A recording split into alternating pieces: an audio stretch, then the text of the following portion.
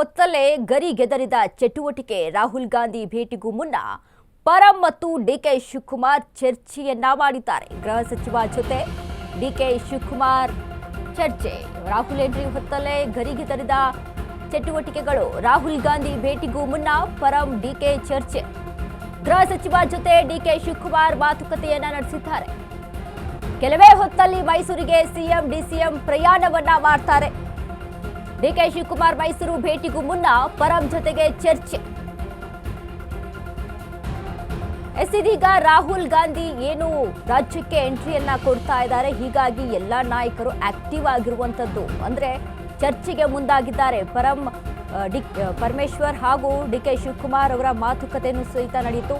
ಇನ್ನು CM DCM ಪ್ರಯಾಣದ ಬಗ್ಗೆ ಇದೀಗ ಕೆಲವೇ ಹೊತ್ತಲ್ಲಿ ಇನ್ನೇನು ಮೈಸೂರಿಗೆ ಪ್ರಯಾಣವನ್ನ ಬೆಳೆಸ್ತಾರೆ. ಈ ಒಂದು ವಿಚಾರಕ್ಕೆ ಸಂಬಂಧಪಟ್ಟಂತೆ ಈಗಾಗಲೇ ಡಿಕೆ ಶಿವಕುಮಾರ್ ಹಾಗೂ ಗೃಹ ಸಚಿವರಾದಂಥ ಪರಮೇಶ್ವರ್ ಅವರು ಮಾತುಕತೆಯನ್ನ ನಡೆಸಿದ್ದಾರೆ. ಹಾಗಾದ್ರೆ ಏನೆಲ್ಲ ಅಲ್ಲಿ ಚರ್ಚೆ ಆಯಿತು ಅಂತ ಒಂದು ನಾವು ಲೆಕ್ಕ ಹಾಕೊಂಡು ನೋಡೋದಾದ್ರೆ, ಇನ್ನು ಏನು ಕುರ್ಚಿ ಫೈಟ್ ವಿಚಾರಕ್ಕೆ ಸಂಬಂಧಪಟ್ಟಂತೆ ವಿಚಾರಗಳಿದಾವೋ, ಇನ್ನು ಅದ್ರ ಜೊತೆಗೆ ಬಳ್ಳಾರಿಯ ಬ್ಯಾನರ್ ಗಲಾಟೆ ವಿಚಾರಕ್ಕೆ ಸಂಬಂಧಪಟ್ಟಂತೆ ಈಗಾಗಲೇ ಏನು ಹೋರಾಟಕ್ಕೆ ಕೂಡ ಬಿಜೆಪಿ ಒಂದ್ ಕಡೆ ಮುಂದಾಗಿದೆ. ಈ ಒಂದು ವಿಷಯಕ್ಕೆ ಸಂಬಂಧಪಟ್ಟಂತ ವಿಚಾರಗಳಾಗಿರ್ಬೋದು.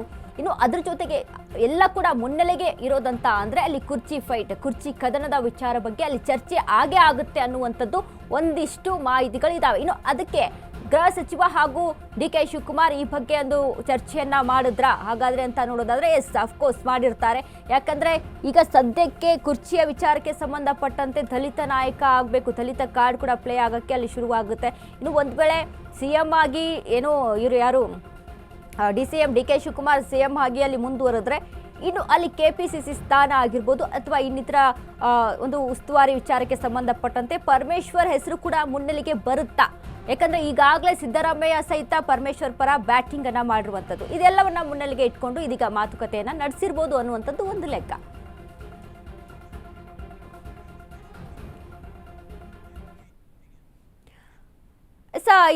ಈಗಾಗಲೇ ರಾಜ್ಯದಲ್ಲಿ ಹಲವಾರು ರೀತಿಯಾದಂತಹ ವಿಚಾರಗಳು ನಡೀತಾ ಇದ್ದಾವೆ. ಇನ್ನು ಇದಕ್ಕೆ ಸಂಬಂಧಪಟ್ಟಂತೆ ಗ್ರೇಟರ್ ಬೆಂಗಳೂರು ಚುನಾವಣೆ ಡಿಕೆಶಿಗೆ ಅಗ್ನಿ ಪರೀಕ್ಷೆಯಾಗಿ ಮುಂದುವರಿಯುತ್ತಾ ಹಾಗಾದ್ರೆ? ಯಾಕಂದ್ರೆ ಈಗಾಗಲೇ 5 ಪಾಲಿಕೆಗಳಲ್ಲಿ ಕೈ ಶಕ್ತಿ ಪ್ರದರ್ಶನಕ್ಕೆ ಸಜ್ಜಾದ ವೇದಿಕೆ. ಗ್ರೇಟರ್ ಬೆಂಗಳೂರು ಚುನಾವಣೆ ಡಿಕೆಶಿಗೆ ಅಗ್ನಿ ಪರೀಕ್ಷೆ. 5 ಪಾಲಿಕೆಗಳಲ್ಲಿ ಕೈ ಶಕ್ತಿ ಪ್ರದರ್ಶನಕ್ಕೆ ಸಜ್ಜಾದ ವೇದಿಕೆ. ಬೆಂಗಳೂರು ಉಸ್ತುವಾರಿ ಸಚಿವರಿಗೆ ಜಿಬಿಎ ಸವಾಲು. ಇದೀಗ ಕೈ ಅಭ್ಯರ್ಥಿಗಳನ್ನ ಗೆಲ್ಲಿಸುವ ಅನಿವಾರ್ಯತೆಯಿಂದ ಡಿಕೆ ಇರುವಂಥದ್ದು. 5 ಪಾಲಿಕೆ ಗೆಲ್ಲುವ ಅತಿ ದೊಡ್ಡ ಟಾಸ್ಕ್ ಇದೀಗ ಡಿಕೆ ಮುಂದೆ ಇದೆ. ಬೆಂಗಳೂರು ಚುನಾವಣೆ ಸವಾಲನ್ನ ಸ್ವೀಕರಿಸಿದ ಡಿಸಿಎಂ. ಜೂನ್ 30ರ ಒಳಗಾಗಿ ಜಿಬಿಎಗೆ ಎಲೆಕ್ಷನ್ ನಡೆಯೋದು ಫಿಕ್ಸ್ ಆಗಿದೆ. ಜಿಬಿಎ 5 ಪಾಲಿಕೆಗಳ 369 ವಾರ್ಡ್ಗಳಿಗೆ ಚುನಾವಣೆ ನಡೆಯುತ್ತೆ. ಏಕಕಾಲದಲ್ಲಿ ಚುನಾವಣೆ ನಡೆಸುವಂತೆ ಸುಪ್ರೀಂ ಇದೀಗ ಸೂಚನೆಯನ್ನ ಸಹಿತ ನೀಡಿರುವಂಥದ್ದು. ಹೀಗಾಗಿ ಈ ಒಂದು ಗ್ರೇಟರ್ ಬೆಂಗಳೂರು ಚುನಾವಣೆ ಡಿಕೆಶಿಗೆ ಅಗ್ನಿ ಪರೀಕ್ಷೆ ಅಂತ ಹೇಳ್ಬೋದು. ಯಾಕಂದ್ರೆ ಈಗಾಗಲೇ 5 ಪಾಲಿಕೆಗಳ ಕೈ ಶಕ್ತಿ ಪ್ರದರ್ಶನವನ್ನ ಮಾಡಲೇಬೇಕಾದಂತ ಅನಿವಾರ್ಯತೆ ಒಂದು ಕಡೆ ಇದೆ. ಹೀಗಾಗಿ ಕೈ ಅಭ್ಯರ್ಥಿಗಳನ್ನ ಗೆಲ್ಲಿಸುವಂತ ಅನಿವಾರ್ಯತೆ ಡಿಕೆ ಶಿವಕುಮಾರ್ಗೆ ಮುನ್ನೆಲೆಗೆ ಇರುವಂತದ್ದು.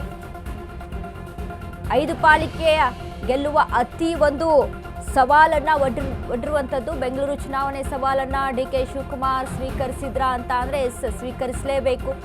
ಈಗಾಗಲೇ ಡಿಕೆಶಿ ಗೆಲುವು ಅನಿವಾರ್ಯ ಅಂತ ಯಾಕೆ ನಾವು ನೋಡೋದಾದ್ರೆ, ಗ್ರೇಟರ್ ಬೆಂಗಳೂರು ಚುನಾವಣೆ ನಡೆಯುತ್ತೆ.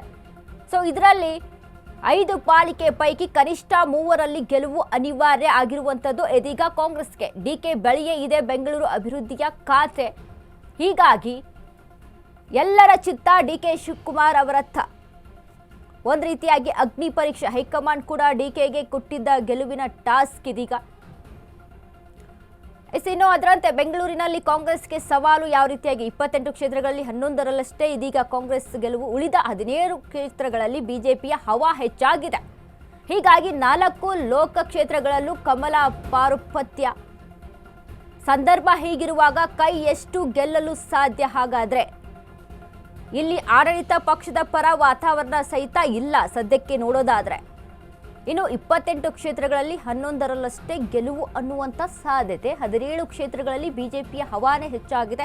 ಹೀಗಾಗಿ ಡಿಕೆ ಶಿವಕುಮಾರ್ಗೆ ಒಂದು ರೀತಿಯಾಗಿ ಗೆಲ್ಲುವಂಥ ಅನಿವಾರ್ಯತೆ ಇಲ್ಲಿ ಹೆಚ್ಚಾಗಿರುವಂಥದ್ದು. ಯಾಕಂದ್ರೆ ಈಗ 4 ಸಂದರ್ಭ ಹೀಗಿರುವಾಗ ಕೈ ಎಷ್ಟು ಗೆಲ್ಲುವಂಥ ಸಾಧ್ಯತೆ ಇದೆ ಅನ್ನುವಂಥದ್ದು ಒಂದು ರೀತಿಯಾಗಿ ಇಲ್ಲಿ ಪ್ರಶ್ನೆಯಾಗಿ ಮೂಡ್ತಾ ಇದೆ. ಇನ್ನು ಆಡಳಿತ ಪಕ್ಷದ ಪರ ಒಂದಿಷ್ಟು ಡ್ಯಾಮೇಜ್ಗಳು ಸಹಿತ ಕೇಳಿ ಬರ್ತಾ ಇದೆ. ಇನ್ನು ಡಿಕೆಶಿಗೆ ಗೆಲುವು ಅನಿವಾರ್ಯ ಯಾಕೆ? ಗ್ರೇಟರ್ ಬೆಂಗಳೂರು ಚುನಾವಣೆಯಲ್ಲಿ 5 ಪಾಲಿಕೆ ಪೈಕಿ ಕನಿಷ್ಠ 3ರಲ್ಲಿ ಗೆಲುವು ಅನಿವಾರ್ಯ ಆಗಿರುವಂಥದ್ದು ಡಿಕೆ ಶಿವಕುಮಾರ್.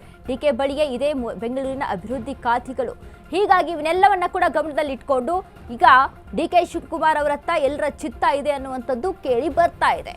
ಇನ್ನು ಅದರಂತೆ ಈಗ ಗ್ರೇಟರ್ ಜಿಬಿಎ ಎಲೆಕ್ಷನ್ ಕೂಡ ಈ ಹಿಂದೆ 11 BBMP ಇದ್ದಾಗ ನಡೆದಿದ್ದಂಥ ಎಲೆಕ್ಷನ್ನು, ಆದರೆ ಈಗ 11 ವರ್ಷಗಳ ಬಳಿಕ ಇದೀಗ ಎಲೆಕ್ಷನ್ಗೆ ಮುಂದಾಗಿರುವಂಥದ್ದು ಸುಪ್ರೀಂ ಕೋರ್ಟ್ ನೇರವಾಗಿ ಹೇಳಿಬಿಟ್ಟಿದೆ.